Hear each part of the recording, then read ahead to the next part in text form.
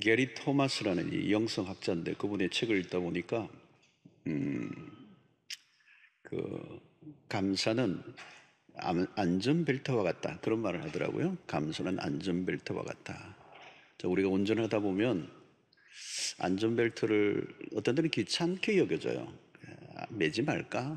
사실 안 매도 별일이 없이 우리 잘 살죠. 근데 왜 맵니까? 만약을 위해서 그죠? 이 사고라는 것은 예기치 않게 일어나니까 사고가 났을 때는 안전벨트를 맨 거와 안 맨 거는 하늘과 땅 차이.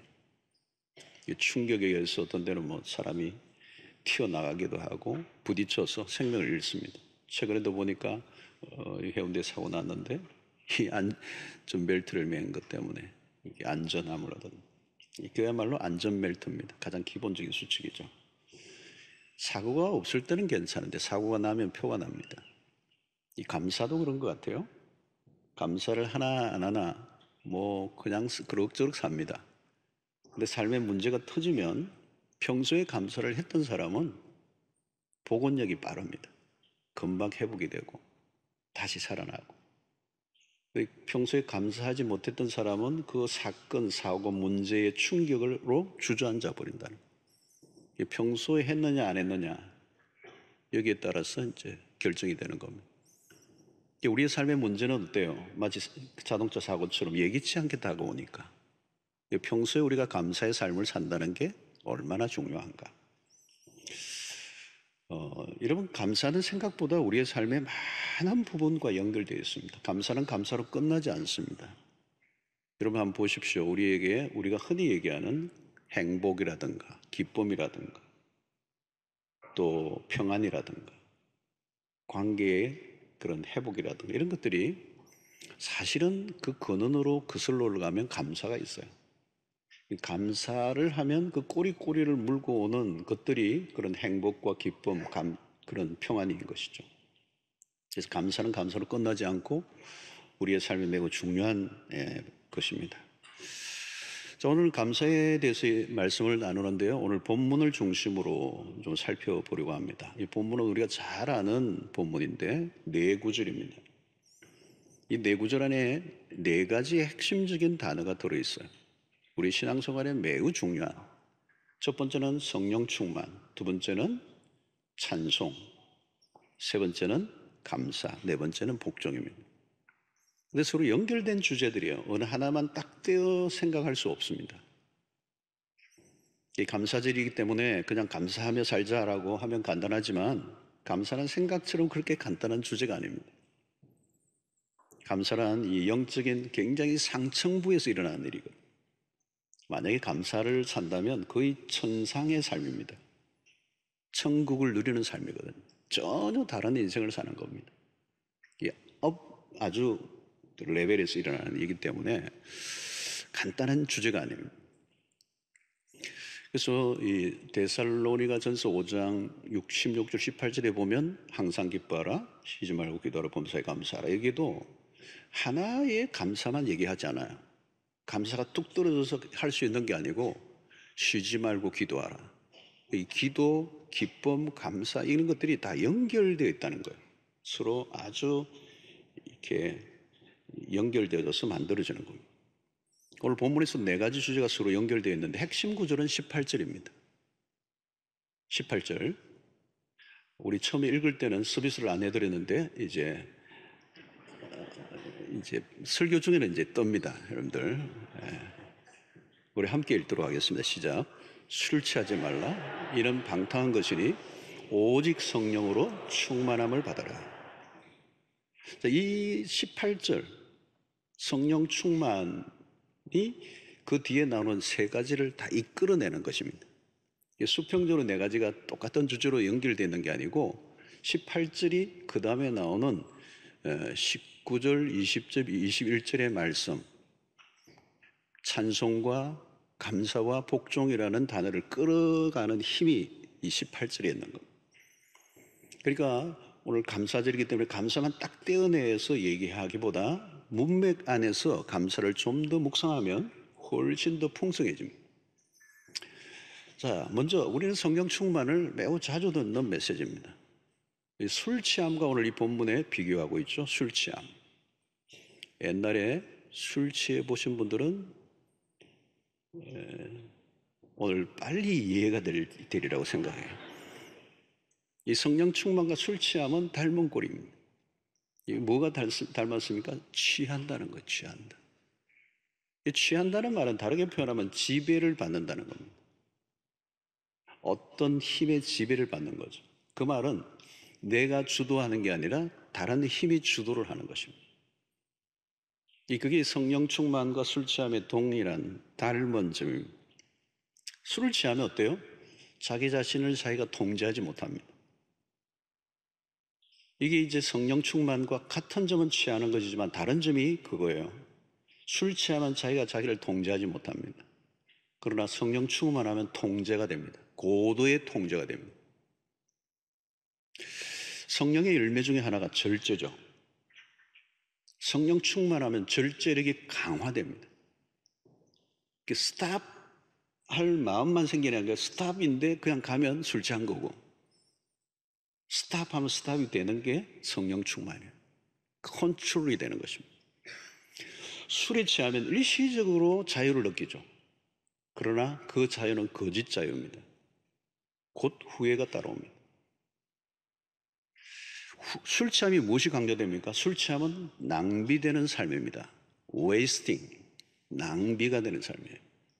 소위 말하면 그릇에 물을 담았는데 줄줄줄줄 새는 것과 같습니다. 나중에 남는 게 하나도 없어요.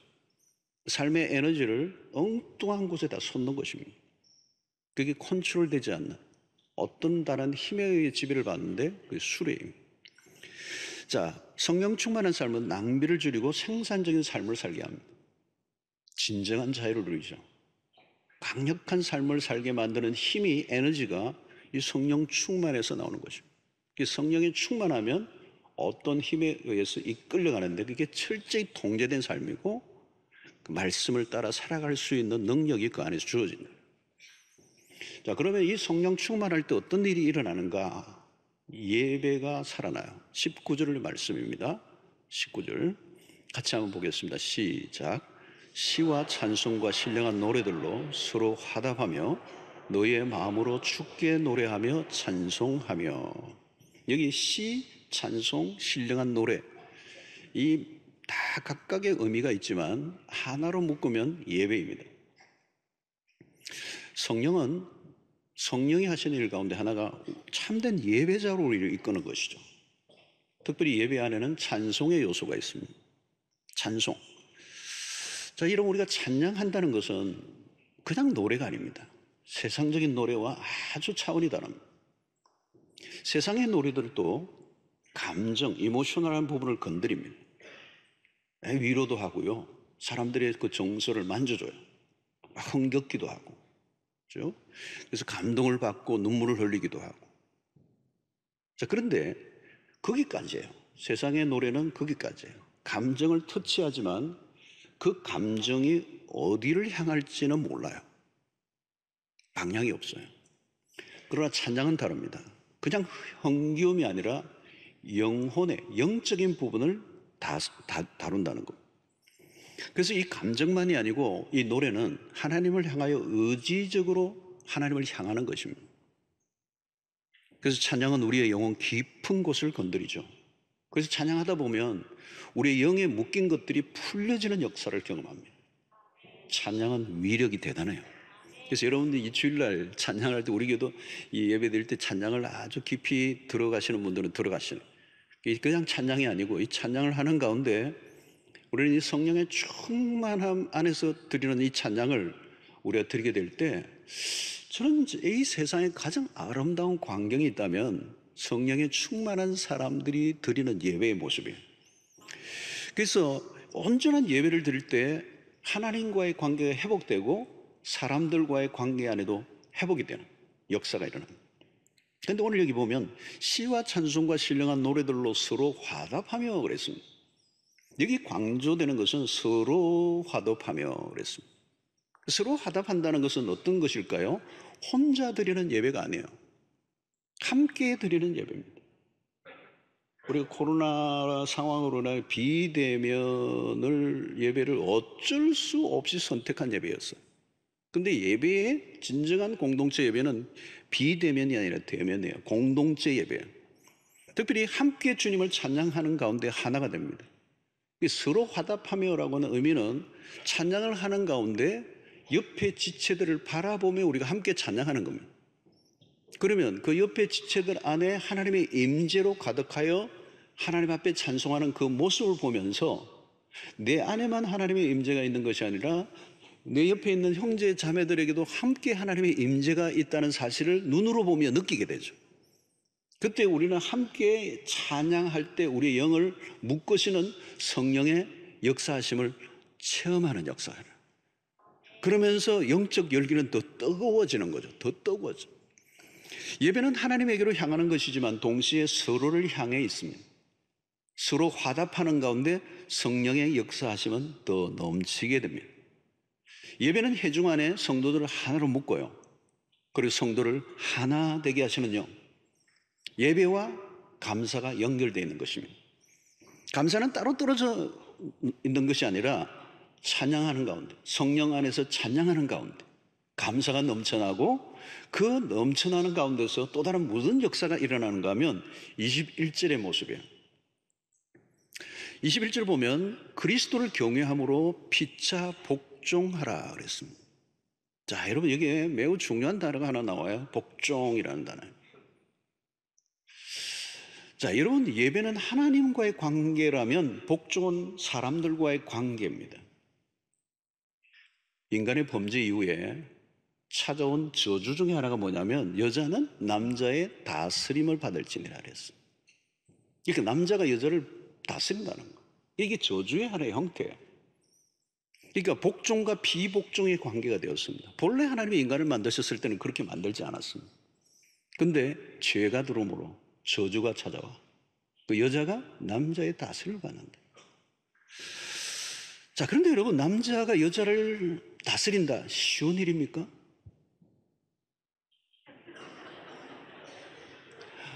어떤 여자분이 기꺼이 복종하려고 합니까? 쉽지 않죠. 지배하려고 하는 자와 지배받지 않으려고 하는 사이에 무엇이 일어납니까? 투쟁이 일어납니다.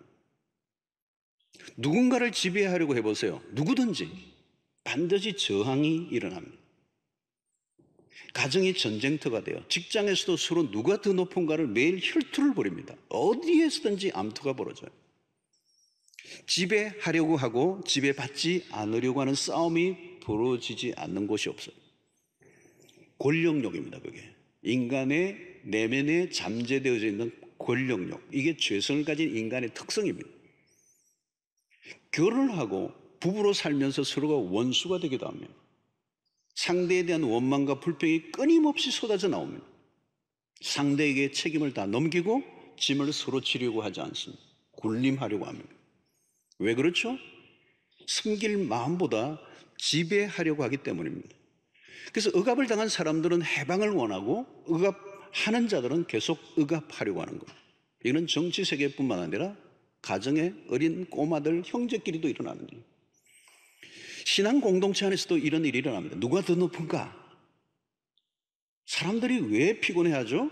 삶이 힘든 이유가 무엇입니까? 성령 안에 살지 않고 자기의 육신을 따라 살아갈 때 찾아오는 그 권력욕, 섬김을 받으려고 하는 태도. 그러나 여러분 성령이 우리에게 임하시면 그 권력욕이 해체돼 버려요. 지배하려고 하지 않아요. 지배 욕구가 없어져요. 성령 충만하면 다른 사람을 복종시키려고 하는 것이 아니라 기꺼이 복종하려고 해요. 다른 사람을 지배하려고 하지 않는다는 거예요. 지배하려고 하는 순간 우리는 전쟁이 벌어지고요. 갈등이 끊임없이 일어나. 상처받을 일이 막 일어나는 거죠. 그러나 성령 안에서 우리가 서로 피차 복종하면 분노할 일이 없어져요. 마음의 평화가 일어나요. 성령이 임하셔야 가능한 거예요. 그래서 사실 인간관계에 이 문제가 꼬이면 우리 안에 진정한 삶이 일어나지 않죠. 힘들고 어려워지고, 그리고 갈등과 분쟁 속에 원망과 불평이 우리의 삶에 끊임없이 일어나게 되는 것입니다. 자, 그런데 이 성령 충만은 그런 피차에 복종하는 관계로 우리를 바꿔놓는다는 거예요. 그뿐만 아니라 성령 충만은 참된 예배로 이끌을 뿐만 아니고 관계의 편안함으로 인도할 뿐만 아니라 마지막은 감사의 삶을 산다는 거예요. 그래서 오늘 우리는 20절을 좀 더 중심으로 살펴보려고 합니다. 20절 한번 같이 읽어보겠습니다. 시작. 범사에 우리 주 예수 그리스도의 이름으로 항상 아버지 하나님께 감사하며.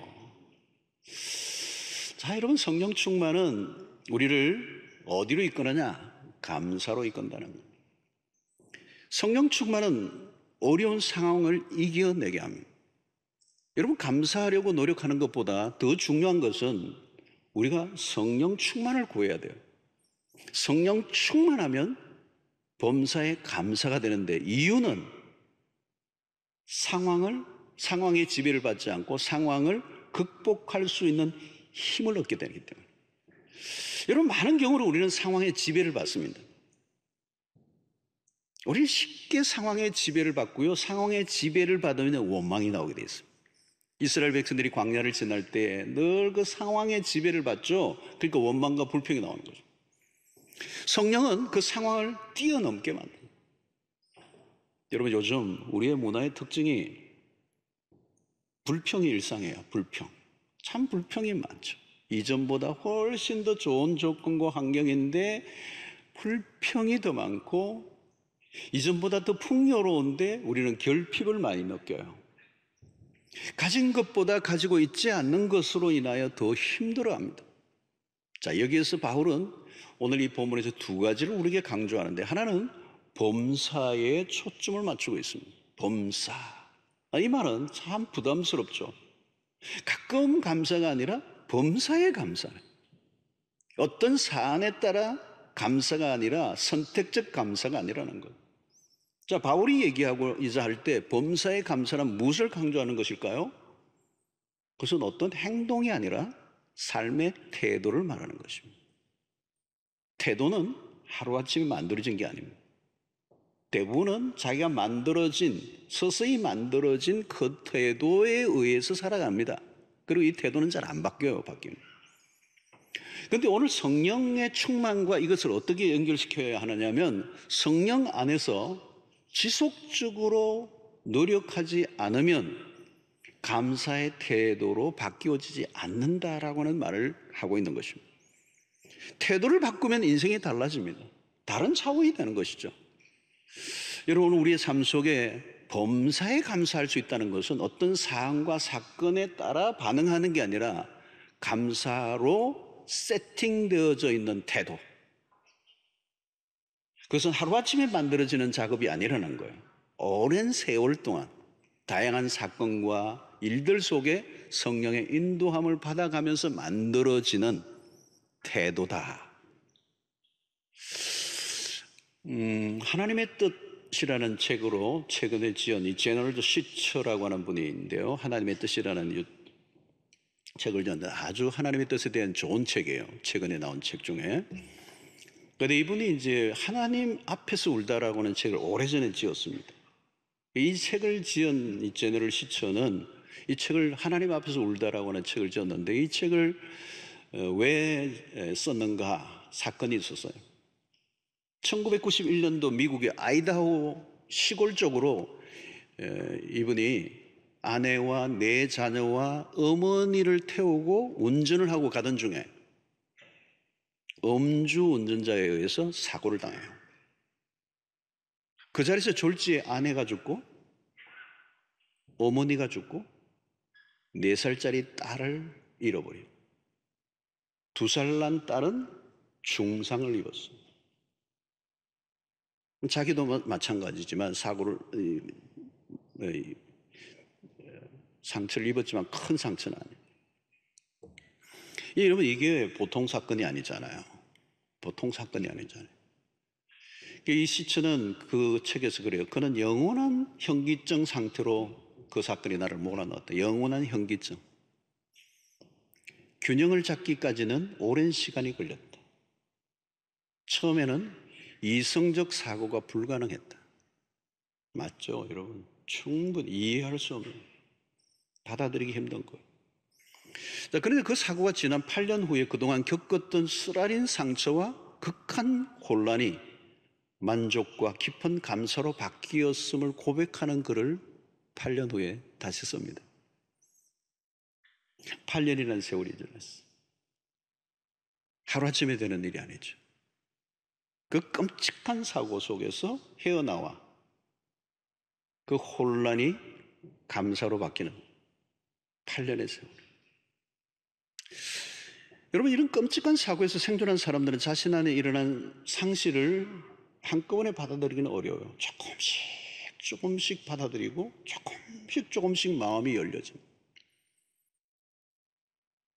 그래서 마침내 삶이 심플해지고 자신의 삶의 일상을 조금씩 누리기 시작하고, 무엇보다도 하나님을 아는 능력이 이전에 한 번도 생각해 보지 못한 경지까지 깊이 나아가는 은혜가 있었다는 거예요. 마치 하나님이 한 사람을 한계점까지 늘릴 수 있는 데까지 늘려서 그 사람의 마음과 생각 속에 이전과는 비교할 수 없을 정도의 어마어마한 은혜를 부어 넣으셔서 하나님과 사람들을 위한 공간이 확장되는 역사예요. 이번에 글을 읽으면요, 깊어요. 깊은 것을 건드려요. 여러분도 오직 고난을 통해서만 하시는 일이 있어요. 그 고난이 아니면 도무지 경험할 수 없는 독특한 세계, 또 고난을 통해서만 하나님이 하시는 일이 있어요. 그런데 이 깊은 고통에서도 결국 감사할 수 있게 하는 힘은 어디에서 나오는 것인가? 성령 안에서 가능하다. 하나님이 하신다는. 오늘 이 본문 속에 특별히 우리의 눈에 들어오는 것은 우리 주 예수 그리스도의 이름으로 항상 하나님 아버지께 감사하며,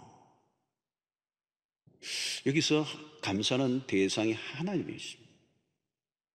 누구에게 감사하느냐? 첫 번째, 하나님에게 감사해야 됩니다. 그런 면에서 감사는 아무나 하는 게 아니에요. 우리가 하나님을 아버지라 부를 수 있는 사람은 누구입니까? 예수 그리스도로 말미암아 구원을 얻은 백성들이. 구원 얻은 자가 하나님과의 관계가 회복될 때 할 수 있는 게 감사는. 그러니까 하나님의 백성들은 근본적으로 구원 얻었음에 대한 감사가 밑자리에 있는 거예요. 그리고 우리는 죽어도 부활의 영광 안으로 들어가는 이 구원이 우리를 사로잡고 있기 때문에, 하나님 아버지께 감사하며라고 할 때 이 아버지라는 단어를 쓰고 있잖아요, 바울이 지금. 아버지라고 하는 이름을 부르는 순간 그 안에 많은 의미가 들어있는 거예요. 하나님이 우리 아버지시다. 우리가 누리고 있는 모든 것은 사실 아버지께로부터 온 것이죠. 아버지께로부터 오지 않은 게 없어요. 그래서 바울은 자신의 모든 필요를 하나님이 채워주셨다고 빌립보서 4장 19절에 이렇게 고백하고 있어요. 나의 하나님이 그리스도 예수 안에서. 여러분, 이 단어 하나하나가요 경이로운 단어들. 나의 하나님이 그리스도 예수 안에서 영광 가운데 그 풍성한 대로 너희 모든 쓸 것을 채우시리라.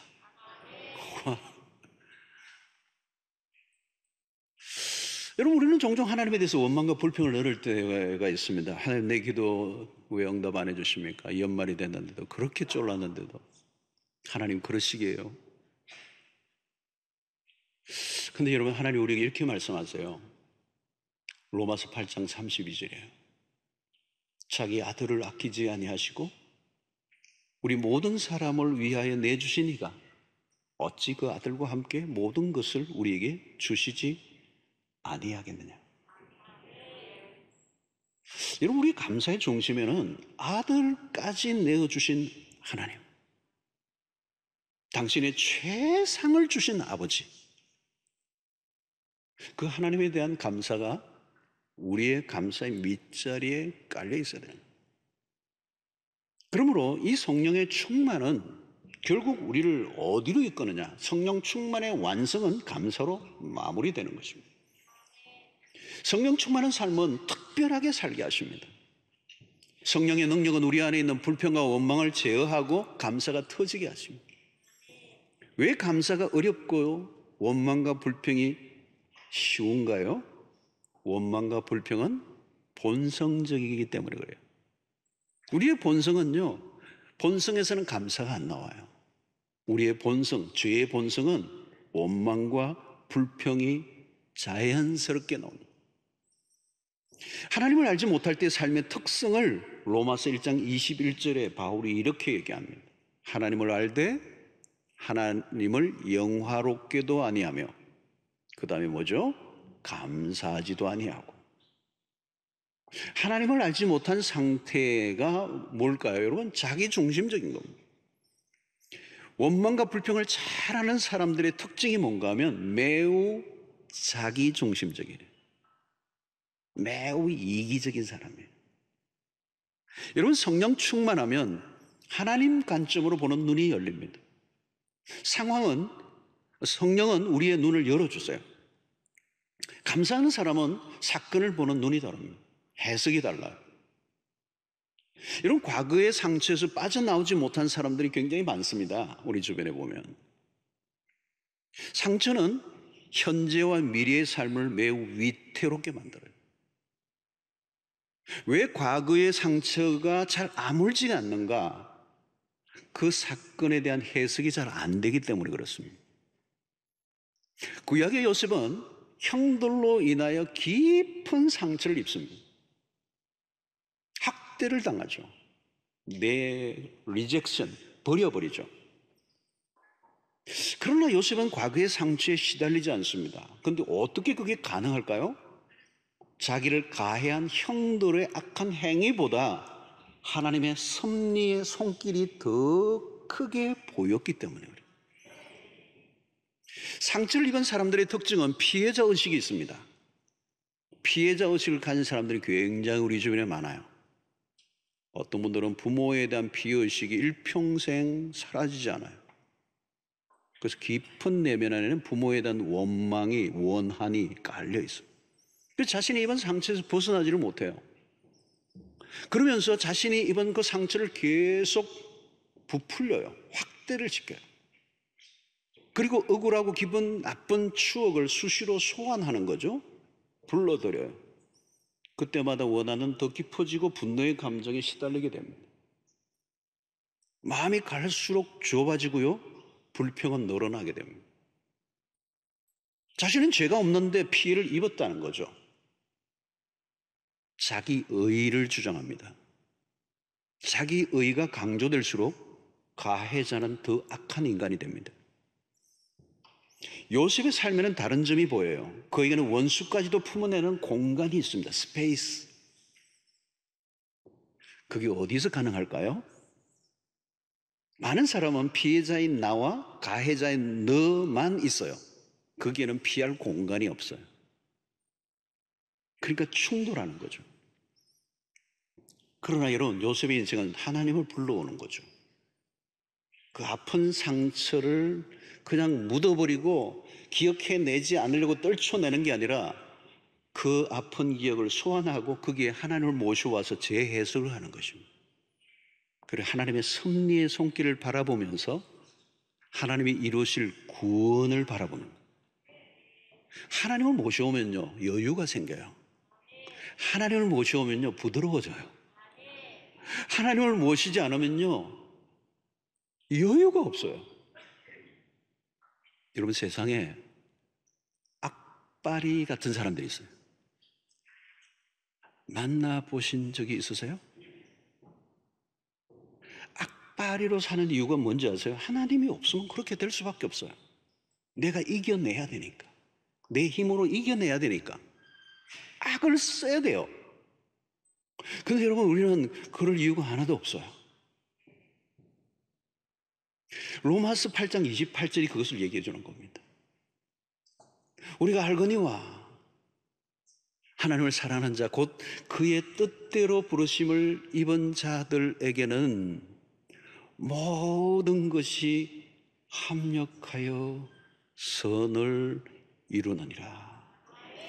너무 좋은 구절이에요, 여러분. 놀라운 구절이에요. 이 구절 하나만 붙잡아도 우리의 삶의 스페이스를 넓혀줘요. 공간에, 좁은 공간에 치고받고 하지 않아요. 이 구절은 마치 이긴 게임을 녹화한 걸 보고 있는 거하고 똑같아요. 한일전 그것도. 우리는 막 한일전만 하면 다 막 열이 나잖아요. 그지? 희한하게. 괜히 질 줄 알고 막 소리지고 신경질 낸 게 부끄러워지는 거죠. 이길 줄 알았다면 괜히 내가 열냈네. 그거잖아요. 여러분, 오늘 이 로마서 8장 28절은요, 하나님이 당신의 백성을 위하여 일하고 계신다는 거예요. 그분은 열심히 일하시고 쉬지 않으시는 분이시고, 당신은 당신의 그 뜻대로 운행해 가고 계시고, 그 일을 완성하실 분이시고, 그 완성은 선을 이루실 거라는 거죠. 우리의 삶에 어려운 일이 안 일어난다는 얘기가 아닙니다. 모든 것이 잘 될 거라고 하는 단순한 어떤 격려를 하는 메시지가 아니고요, 모든 만사는 그분의 뜻 가운데 이루어지는 거예요. 이런 원수가 막는다고 그게 안 되는 게 아니고요, 누가 방해한다고 안 되는 게 아니라, 여러분, 어떤 사람이 반대하면 막 속상하는데 속상해하지 마세요. 누가 뭐 내가 하고 싶은 일인데 막아도 하나님의 뜻이면 이루어질 거고, 못 막아요. 그건 아무도 못 막는다는 것이죠. 내 생각대로 안 풀려도 조급해하지 않습니다. 결국은 당신의 뜻대로 될 줄로 믿기 때문에. 그래서 로마서 8장 28절을 믿는 사람은 어떤 일에도 감사가 가능한 거예요. 왜? 하나님이 결론을 지고 계심을 믿기 때문에. 자, 오늘 우리의 삶 속에 모든 영역 속에 하나님은 일하고 계심을 믿고, 하나님의 손을 대지 않는 영역이 하나도 없다는 거예요. 코로나도 여러분, 우리가 지금 이렇게 막 어수선하지만 요즘 이제 여러 책들도 읽고 기도하고 말씀을 보는 가운데, 하나님이 코로나도 사용하고 계시는구나. 코로나를 통하여 우리가 그동안 못했던 일들을 하고 계시는구나. 어떤 길을 막으셨는데 어떤 길을 확 열어놓으셨구나. 여러분, 선교도 마찬가지예요. 많이 막혀 있는데요, 하나님이 다른 대로를 열고 계세요 지금. 그러니까 하나님은 어디나 계시고 무엇이든 행하시는 분이고, 하나님이 관여하고 있지 않는 일은 없어요. 온 땅의 모든 일을 하나님이 통치하시고 당신의 뜻대로 선을 이루실 하나님, 그분은 쉬지 않고 일하고 계시고, 그래서 오늘 이 세상은 돌아가고 있다는 사실을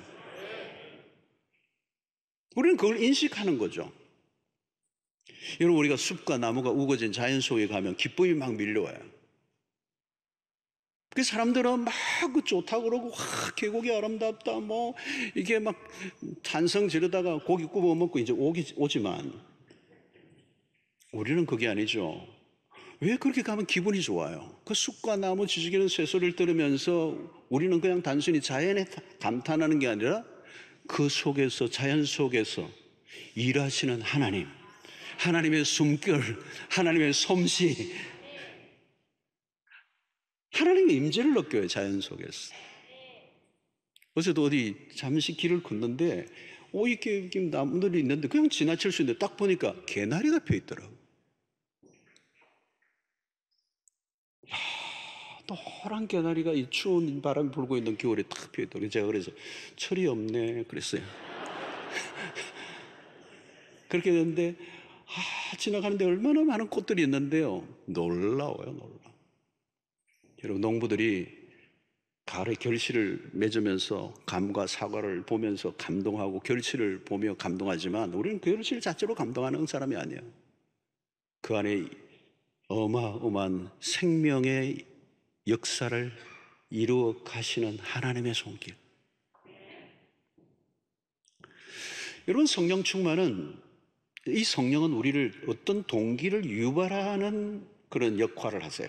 우리 안에 어떤 동기, 어떤 선한 일을 하도록 우리 안에 동기를 일으키시는 하나님. 그 말은 성령은 우리를 감사하도록 이끄신다는 거예요. 성령이 우리를 원망과 불평의 상태로 끌고 가시는 게 아니라 우리의 본성 자체는 정말 악하고 원망과 불평에 익숙한 존재들인데 성령은 우리 안에 그런 불평과 원망을 하면 우리 안에 탄식하는 마음을 주시고 우리로 하여금 기꺼이 감사의 삶을 살도록 이끄시는 분이에요. 그래서 성령 충만이라는 말은 기계적으로 우리의 삶을 막 돌리신다라고는 얘기가 아니라 우리가 그 성령에 민감하여 성령의 이끄심과 지도를 받아 일상 속에 원망보다 감사하기로 결단하고 살아가는 노력을 하고 훈련을 해야 된다는 의미가 있어요. 그래서 여러분, 감사는 훈련이에요. 우리가 그냥 가만히 있으면 되는 게 아니고요, 감사는 오랫동안 지속적으로 훈련해야 돼요. 헬스장에 가서 아무리 엮기 든다고 금방 근육 생기지 않아요. 오랫동안 눈에 띄지 않지만 지속적으로 하다 보면 근육이 생기는 것과 똑같아요. 어제에 대한 감사를 해야 오늘이 행복해지는 거예요. 그리고 오늘 행복해야 내일을 열 수가 있어요. 감사하는 내일을 열 수가 있다. 갑자기 감사하게 될 수 있는 일은 없어요. 감사 훈련이란 다른 게 아닙니다. 감사할 것을 찾아내는 거예요. 불평거리가 더 많이 눈에 들어오고 원망할 것이 더 많이 보이면 불행한 삶입니다. 불평거리가 자꾸 보이면 어떡해요, 여러분?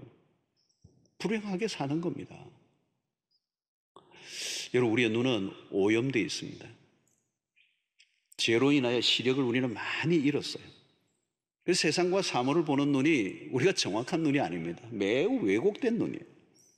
그래서 감사거리를 찾아내는데 어려움이 많습니다. 성령 충만이 필요한 이유가 여기에 있어요. 성령은 우리를 감사의 삶으로 이끌어준다는 거예요. 그래서 범사의 감사는 하루아침에 도달할 산은 아닙니다. 오랫동안 조금씩, 그러나 오르지 못할 산은 아니에요. 성령 충만하고 하나님의 은혜를 받으면 눈이 열립니다. 이전에는 불평거리로 보였던 게 감사거리로 변하는 역사. 희한하게 은혜를 받으면 새로운 세계가 열립니다. 이전에 정말 불평거리였는데 그게 불평거리가 아니라 감사로 변하는 역사가 일어납니다. 사랑하는 성도 여러분, 그러면 우리는 일상의 감사 훈련을 할 때 매우 중요한 게 뭐예요? 지금, right now, 지금 감사하셔야 돼요. 지금. 어떻게 되면, 만일, 이런 거 조건부 달지 말고 지금 감사하지 못하면 앞으로도 못합니다. 감사를 미루면 안 돼요. 현재 상황에서 감사하지 못하면 조건이 좋아져도 감사하지 못해요. 무엇을 얻은 이후에 감사한다면 틀림없이 곧 불평할 거예요. 왜? 언제나 얻는 일은 없어요. 잃어버리는 순간도 와요. 무슨 일을 만나든지 우리는 감사로 반응을 해야 합니다. 상황에 따라 감사하려고 하면 감사하기 힘들어요. 오늘 감사, 그 감사가 감사할 내일을 여는 줄로 믿습니다. 여러분, 미루지 마세요. 오늘 한번 실천해 보세요. 오늘 옆에 있는 아내에게도 나의 아내가 되어줘서 감사해. 힘들어하시는 분들이 계시는 것 같기도 하고. 자, 또 하나 더 중요한 거는 작은 일에도 감사해야 돼요. 감사를 잘하는 사람들이 특징이 있어요. 작은 것에 감사해요. 작은 일에 감사를 깨닫는 거죠. 여러분, 작은 일에 감사해야 일상의 감사가 됩니다. 작은 것을 놓치면 삶이 어려워요. 작은 일에 감사하지 않는다면 감사의 삶을 살 생각이 없다는 것과 같아요. 여러분, 예수님 오병이어를 손에 들고 감사 기도를 드리셨습니다. 큰일을 통해 감사하려고 하면 일평생 못해요. 우리의 삶은 작은 것으로 이루어지잖아요. 작은 것에 울고 작은 것에 웃고 작은 것에 행복을 누리고. 일상에서 감사를 찾아낸다면 매 순간 감사가 넘칠 수가 있습니다. 자, 작은 일에 감사한다는 것은 뭘 의미할까요? 그 작은 일에서 감사를 발견하는 깨달음이 와야 된다는 거예요. 이런 술 취함이 왜 무서운 겁니까? 깨달음이 없어요. 타락한 세상은 깨달음이 없어요. 깨달음이 없으면 짐승과 같아요. 원망과 불평이 넘치는 겁니다. 깨달아야 감사가 나옵니다. 근데 성령은 우리를 영적으로 민감하게 하세요. 작은 것에도 민감하게 반응하는 은혜가 있어요. 그래서 성령 충만할수록 아주 작은 미세한 것까지도 감사를 찾아내요. 오늘 아침 한 끼의 밥을 먹고도 깊은 감사. 평소에는 그 깨달음이 없었어요. 그런데 어느 순간 깊은 깨달음이 오면서 밥 한 술을 먹고 맛을 느끼고 넘기고 소화를 하고 있다는 이 사실이 눈물겹도록 감사. 병원에 가면 대부분의 사람들이 산소호흡기를 많이 꽂고 있어요. 숨을 쉰다는 게 얼마나 어려운 일인지. 근데 우리는 이 호흡을 할 때마다, 숨을 들이쉬길 때마다 이 호흡에 감사를 해봅니다. 오늘 이 한 날, 이 한순간 예배를 드리고 있는 게 얼마나 감사한지. 우리는 그동안 몰랐잖아요. 코로나 이전에는 몰랐어요. 늘 일상으로 교회 가서 예배 드리는 줄 알았어요. 근데 코로나를 못 온 거예요. 그래서 우리 이 공동체 예배가 얼마나 소중한 것을 깨달은 거잖아요. 마스크도 이거 써보니 안 쓰고 살 때 얼마나 행복했는가.